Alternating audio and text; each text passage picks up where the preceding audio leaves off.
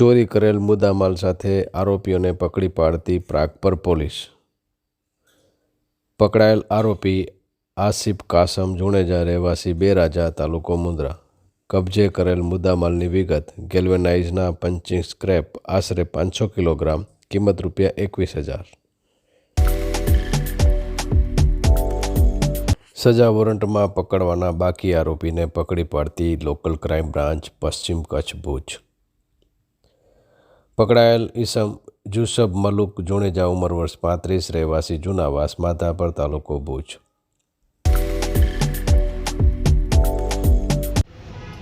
શું નામ તમારું? રાઠોડ શ્રદ્ધાબેન ઠાકરજીભાઈ। શું હતું બનાવ? અમને 108 માં કોલ આવ્યો અને એડ્રેસ જણાવ્યું કે હમીસર તલાવ પાસે આવવાનું છે। અમે ત્યાં પહોંચ્યા તો અમને જાણ થઈ કે 19 થી 20 વર્ષની છોકરી આત્મહત્યા કરવાની કોશિશ કરી। જ્યારે આત્મહત્યા કરતી ત્યારે અમે એમને બચાવી નાખી અને તેને હોસ્પિટલમાં પહોંચાડી।